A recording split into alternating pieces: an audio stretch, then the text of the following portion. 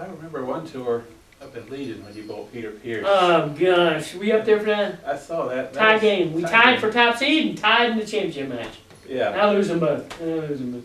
I remember you left the 4-pin on the. You thought. I thought I lost and I Yeah. tied. Right. In Legion, you wouldn't bowl. You're on. You might bowl in 18 to 19, not 19 to 20. They if you bowled on 19 to 20, the ball rack would be over on 19, left side of 19. So they would have you bowling. So the ball rack was in the middle. So consequently, the toe score was over here. So the game was, I'm nervous. The game's nip and tuck. And the ninth frame, I think I broke 9 and made it. But Jerry had put 120 in a spare. It didn't even dawn on me. And I usually know the score all the time. But it didn't even dawn on me. I was nervous. And the scorecard's over here somewhere. But I really had 121. I guess he corrected it. But it wasn't like it was right in front of me. It was a little bit to the left, a few feet. So I got 121 in a spare. And Peter ends up finishing with 159.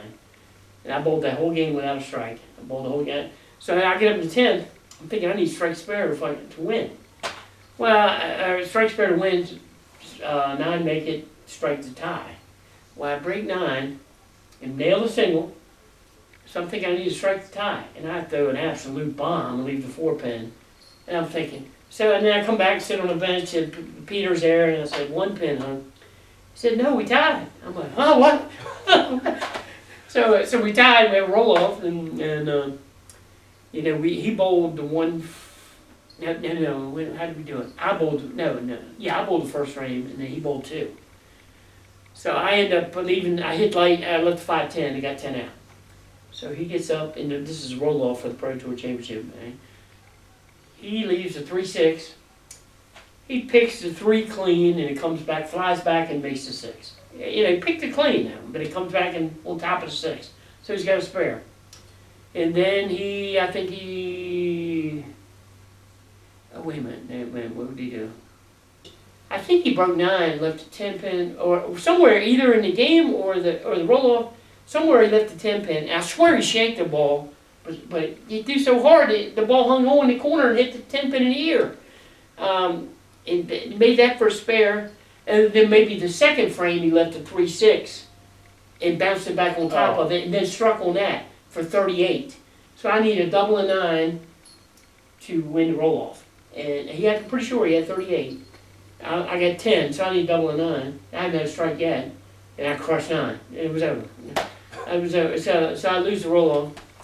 He also beat Buddy Kramer. He beat in roll-offs Fontanas for championship. Wow. So he beat Buddy and me and 2 roll-offs to win 2 Pro Tours. That's pretty good, beat Buddy and, beat a couple pretty noteworthy bowlers, I guess, But Yeah. anyway, Peter Pierce was, he was great guns. He was tough.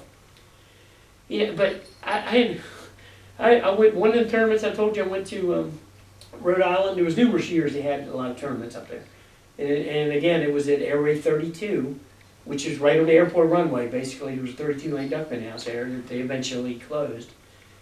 Peter Pierce, he was always dynamite and good, and threw that killer ball. But when he was a little bit younger, he didn't manage to close the deal as much. He didn't just win everything in sight.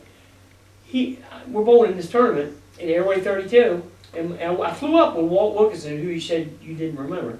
He was a cop, and back then, him and I got on a plane. He's carrying his gun. This is 1970-something, right? He's got his gun. He's a cop. He got a gun. They ain't no big deal. Just shows his badge. Get on a plane, Wasn't terrorists and people blowing planes up and stuff, Yeah. So we go up there, and Walt, so he bowled. I didn't make the cut, I don't think. But anyway, Peter wearing a shirt. He actually had a brown bowling shirt on. I remember this vividly. And on the back of the shirt said the choker. He called this stuff the choker. I mean, this guy ended up being, one of the greatest ever, if not, whatever, wherever you put him. Wore a shirt that said the choker. And then the guy went with Walt. He won the tournament. He's in there setting up. They had a nice lounge, beside lane 32. He's just setting the bar up and everything else. He was. Yeah. But Peter Pierce wore a shirt that said the choker. I mean, of course, that's something going back 40 years, back in the 70s.